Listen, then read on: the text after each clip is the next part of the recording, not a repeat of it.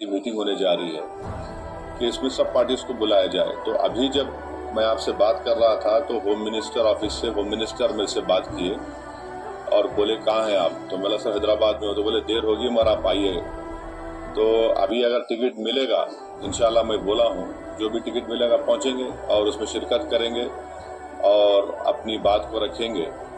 और जहाँ तक ये जो हमला हुआ है, मैं आप लोगों को याद दिलाना चाहूँगा 2000 अटल बिहारी वाजपेयी की सरकार थी, तो वहाँ पर एक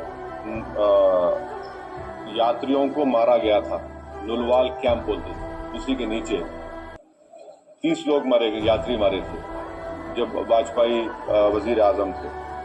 तो उसके बाद एक लेफ्टिनेंट जनरल क्या है JH मुखर्जी साहब की कमेटी बनाई गई थी, वो रिपोर्ट अब तक नहीं आई।